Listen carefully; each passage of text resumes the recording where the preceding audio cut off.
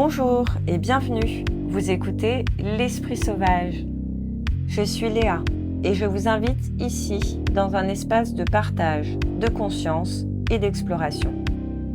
À travers mes réflexions, mes expériences et les témoignages qui traversent ce podcast, je vous propose de cheminer ensemble vers plus de liberté, de sens et d'authenticité.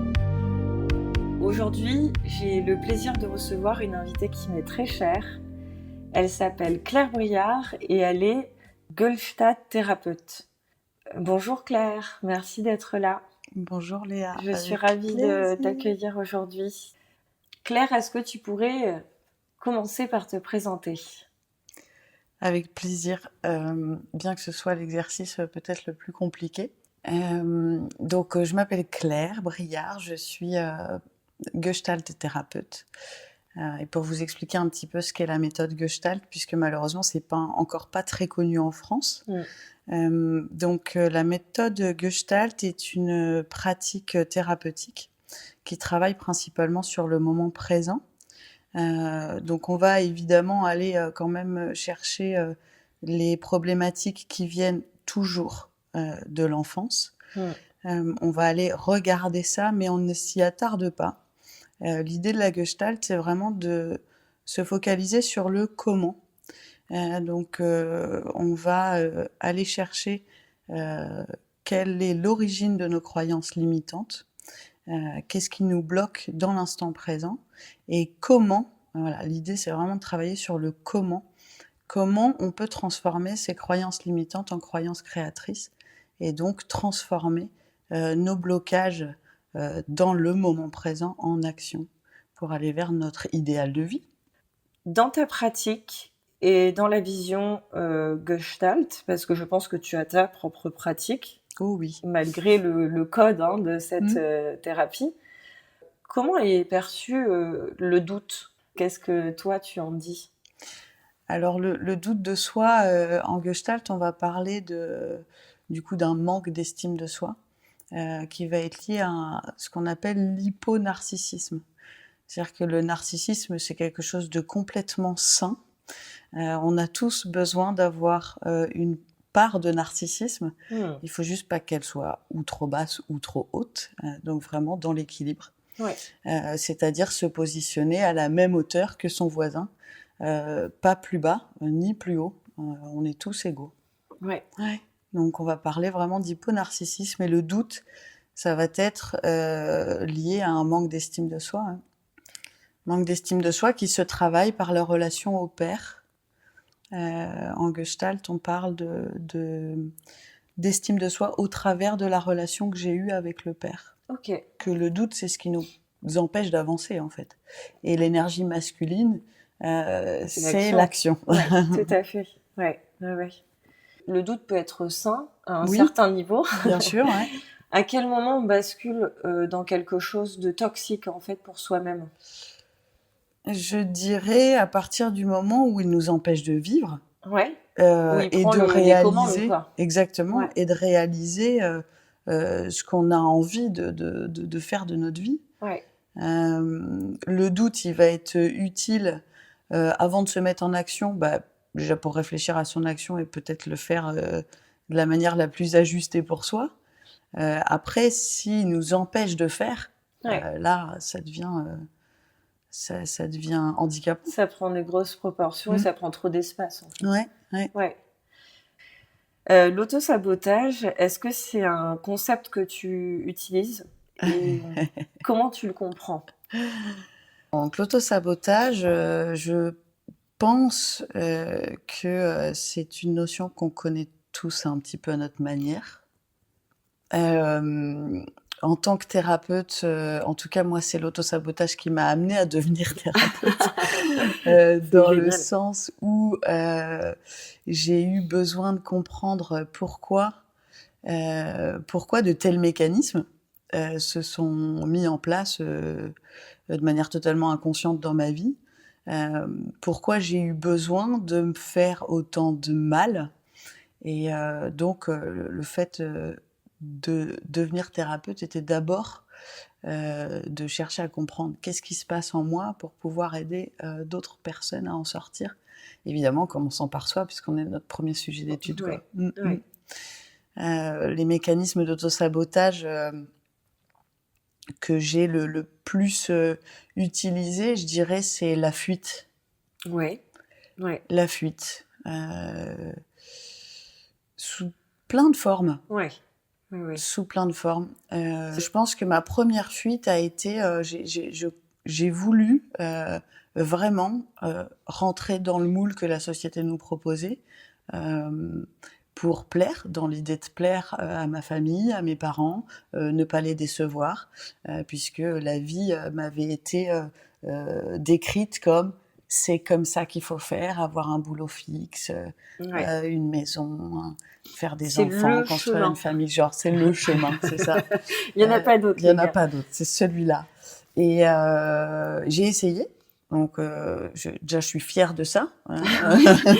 Et dis donc, quel cran. Voilà, j'ai essayé, j'ai tenu quelques années et je me suis rendu compte que j'étais dans une illusion de ce que je voyais de la vie, c'est-à-dire que ce qu'on me proposait n'était absolument pas juste pour moi. Ouais. Donc ma première fuite a été j'étais à l'aube de signer un CDI pour une grande boîte qui me proposait une sécurité de l'emploi jusqu'à ma retraite. Alors ça aurait été très confortable et à la fois je voyais l'ennui. Ouais, la prison dorée. La quoi. prison dorée, complètement. Donc j'ai décidé de dire non à ce CDI, de vendre toutes mes affaires et je suis partie en voyage à vélo. Donc ça a été ma première fuite. Okay. À ce moment-là, je ne savais pas que j'étais en train de fuir. Et même dans des choses magnifiques, il peut se passer un déséquilibre. Bien sûr. C'est-à-dire que ça a été au début une fuite très enrichissante. Et à force de voyage, parce que ça a duré plusieurs années, ça a commencé à devenir, Oui. on va dire, une forme de perdition au travers du voyage. Ouais, la répétition a amené cette forme de perdition. Ouais. Ouais.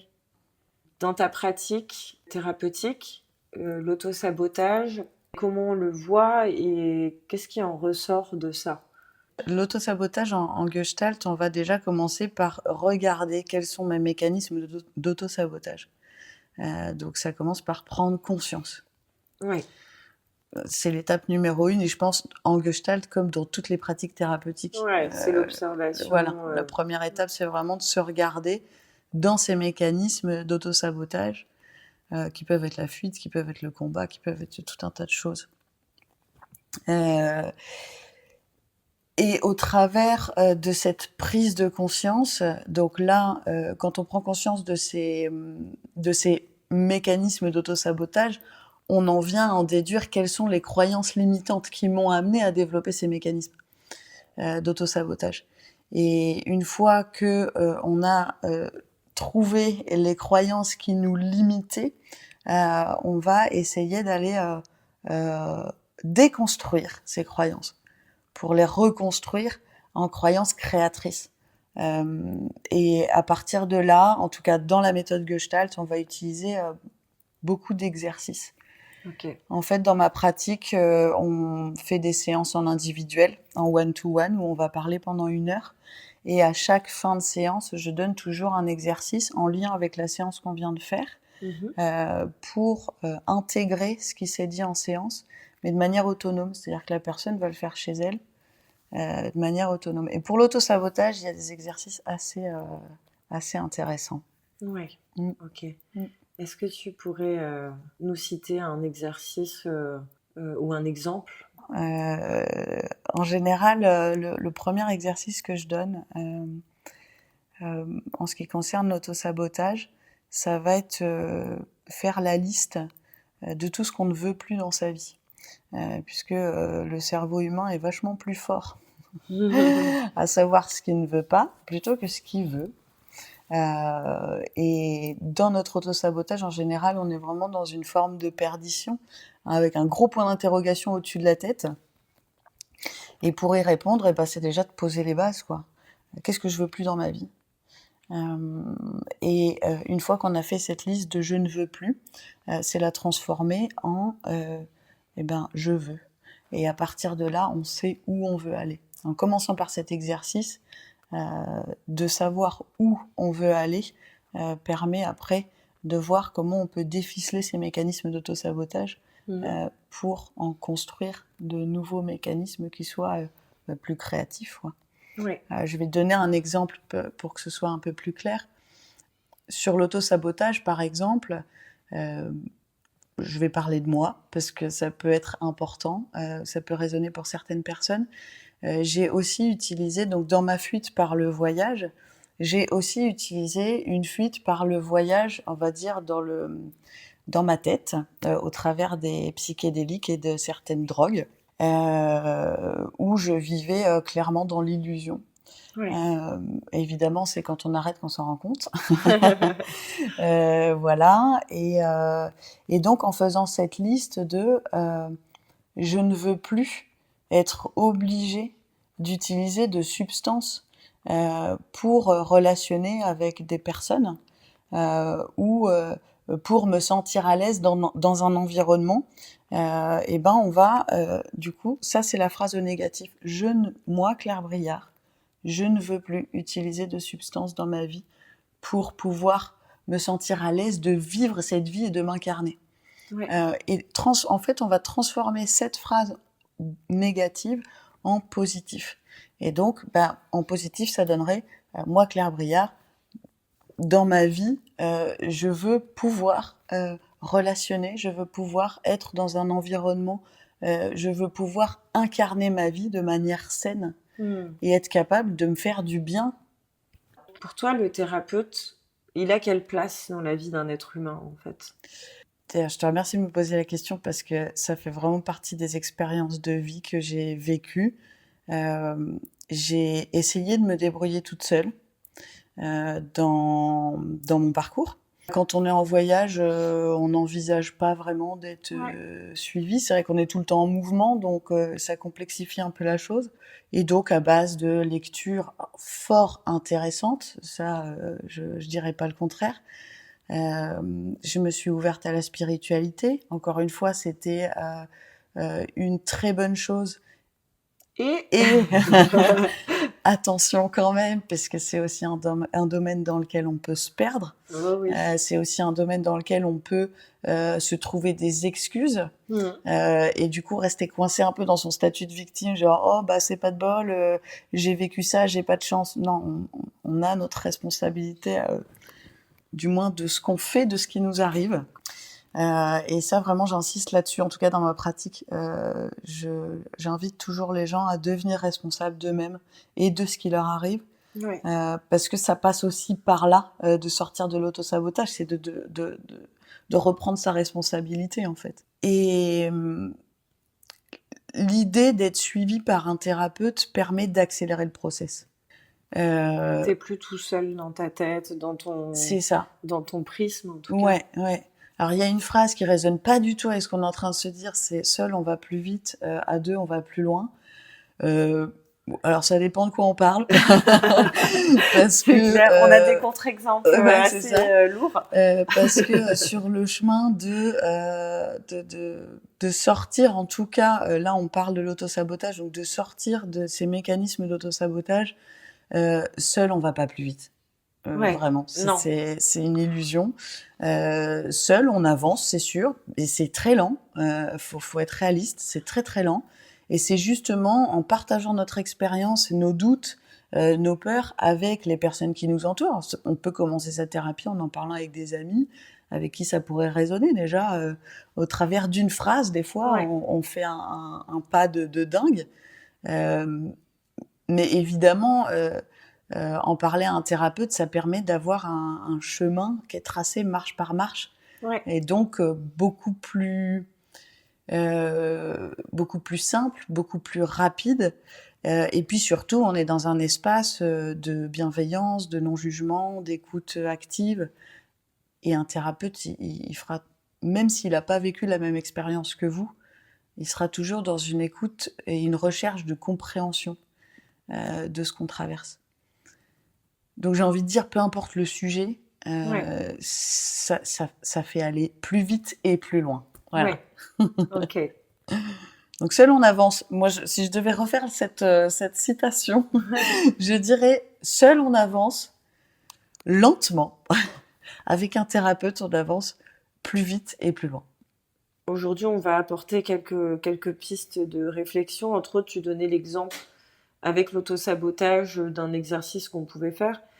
Par exemple, je Ouais. te donne un exemple concret parce que dans mon teaser et dans le 2e épisode, je parle du doute, de la peur, de l'autosabotage, donc forcément de la confiance en soi. Mhm. Et ce que je veux te demander là, c'est je veux faire une action, donc montrer ma peinture, partager mon podcast, Ouais. chanter devant les gens, Waouh. mais j'ai une peur paralysante. Mhm. Qu'est-ce qu'on peut mettre en place? Là, je reviens à l'itinéraire. Je pense que, admettons, je prends l'exemple d'une personne qui adore chanter, mais qui est capable de chanter que sous sa douche. Mhm. Et son rêve, c'est de faire un concert devant 10 000 personnes. Il y a quand même un gap entre les deux. Bien sûr. Donc, je pense que l'idée, c'est vraiment déjà d'aller travailler. Qu'est-ce qui fait que je n'ose pas, ou qu'est-ce qui fait que j'ai aussi peur d'y aller? Qu'est-ce qui me paralyse? Donc, évidemment, il va y avoir tout un chemin à faire sur la confiance en soi. Accepter aussi que l'être humain est un être parfaitement imparfait. Ouais. Donc, chercher la perfection, c'est ne jamais rien faire et ne jamais rien réaliser.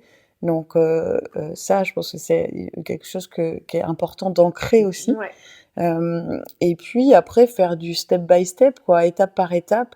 Une première petite marche, est-ce que tu serais capable déjà de chanter devant ta famille ou devant tes amis? Ouais. Est-ce que tu serais capable de t'inscrire à la fête du village et puis de faire une première partie d'un concert du village déjà pour commencer? Et vraiment de faire étape par étape. Ouais. En fait, y aller en douceur. Je pense que la thérapie nécessite de la douceur. Ouais. Je pense que de sortir d'une paralysie nécessite de la douceur. Je pense que c'est vraiment... Et pour avoir vécu des expériences transformatrices et dans le dur, on était à l'opposé de la douceur. Alors on se dit oui, mais va vivre ça, tu vas voir, c'est 10 ans de thérapie en une nuit. Ah oui. Effectivement, mais c'est aussi la porte ouverte à des traumas parce que aller trop vite, je pense que c'est perdre le fil. Et oui, ça peut être très très remuant, ouais. Et ça l'est. Ouais. Ouais. J'en parle aussi dans le 2e épisode sur le doute et l'autosabotage. Cette nécessité de mettre des petites étapes. Ouais. Je conseille aux gens, en clair, je leur dis, commencez par un premier pas, mais le premier pas, c'est comme un escalier, en fait. C'est-à-dire que si tu sautes 4 marches d'un coup, comme tu l'illustrais très bien, tu risques de tomber sur le genou, de défoncer la jambe et de boiter pendant quelques jours, quoi. C'est ça. C'est une compréhension qui fait mal. Voilà. Donc gravir des petites marches, une à la fois, parfois peut-être 2. Il peut arriver aussi des fois de reculer et c'est ok, c'est juste qu'on a peut-être un peu cramé le timing, qu'on avait besoin de passer sur la marche d'avant, mais voilà. C'est hyper important de faire des tout petits pas. Et moi, par exemple, je vois beaucoup avec ce que je vis, notamment avec le podcast, à travers mes projets perso, que j'ai un besoin d'organisation hyper important qui va avec cet escalier avec cette évolution. Ça paraît être évident, mais quand on travaille sur le doute, il y a une émergence de la confiance en soi. Ouais. La confiance en soi, en Gestalt, c'est quoi ? Alors en fait, déjà, l'être humain, il est en perpétuelle mouvance. C'est-à-dire que on est des êtres cycliques. On peut avoir une confiance totale en nous un jour et puis le lendemain vachement moins, voire pas du tout en fait, parce qu'on vit des émotions qui sont différentes.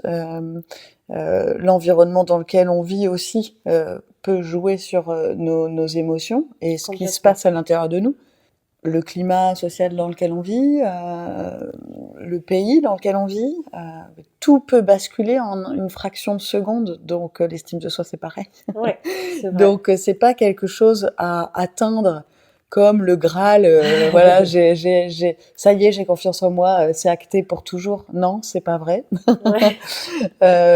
Par contre, je pense que d'atteindre un certain niveau de confiance en soi, alors encore une fois dans l'équilibre, donc un narcissisme sain, c'est comme ça que ça s'appelle en Gestalt, Okay.